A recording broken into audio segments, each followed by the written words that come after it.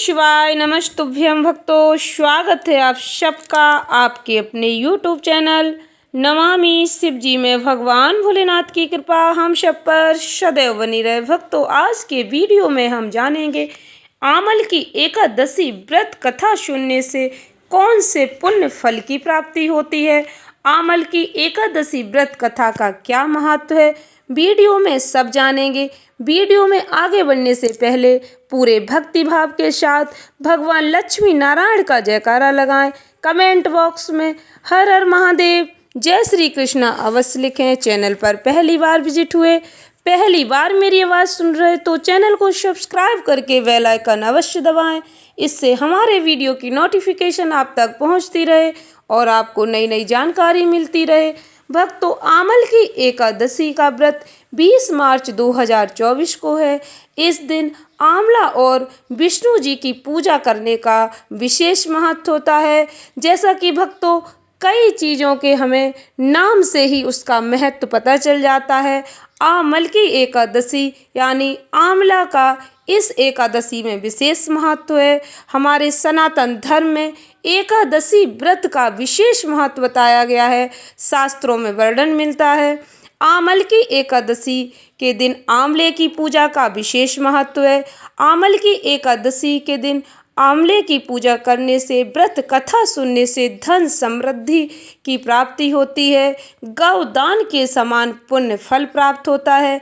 आमल की एकादशी व्रत कथा सुनने से, आंवले की पूजा करने से 1000 गौदान का पुण्य फल प्राप्त होता है। भक्तों, फाल्गुन माह के शुक्ल पक्ष की एकादशी को आमल की एकादशी या रंग भरी एकादशी भी कहा जाता है। आमल की एकादशी 20 मार्च 2024 को मनाई जाएगी। ये व्रत भगवान विष्णु जी को समर्पित है। लेकिन भक्तों, इस दिन आंवले की पेड़ की पूजा करने का विशेष विधान बताया गया है। कहते हैं, आमल की एकादशी व्रत के प्रभाव से साधक जन्म मरण के बंधन से मुक्त हो जाता है और विष्णु लोक की प्राप्ति होती है।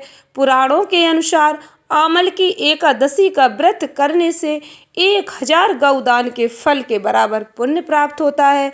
माता लक्ष्मी जी की कृपा जातक पर सदैव बनी रहती है।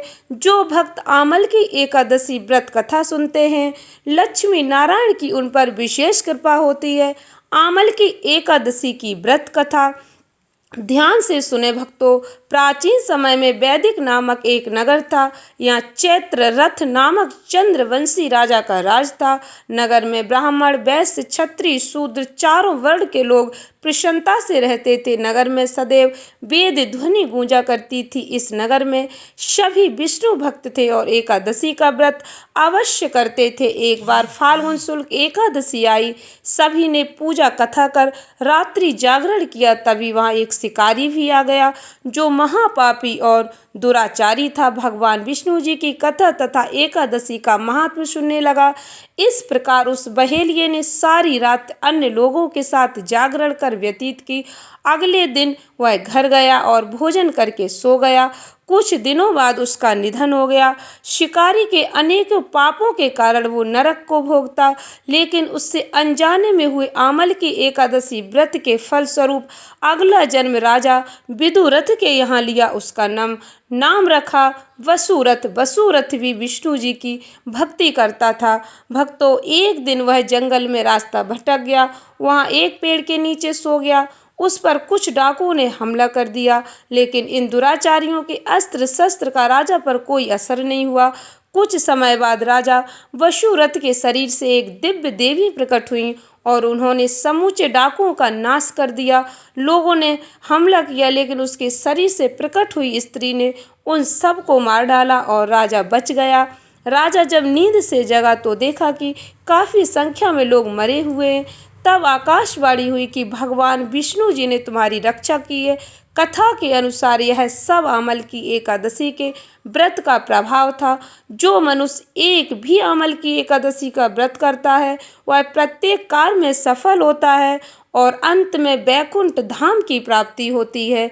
देवी लक्ष्मी जी भी इस व्रत को करने से प्रसन्न होकर व्यक्ति को ऐश्वर्य, धन, सुख प्रदान करती हैं। भक्तों, आमल की एकादशी का व्रत करने से व्यक्ति के जीवन में आ रही बाधाएं दूर हो जाती हैं, आर्थिक संकट से मुक्ति मिल जाती है। जैसा कि आपने व्रत कथा में सुना, आमल की एकादशी व्रत कथा सुनने का कितना विशेष महत्व बताया गया है। आशा करती हूँ जानकारी अच्छी लगी होगी, उपयोगी लगी हो तो वीडियो को अधिक से अधिक भक्तों को शेयर करें। धन्यवाद भक्तों। श्री शिवाय नमस्तुभ्यम।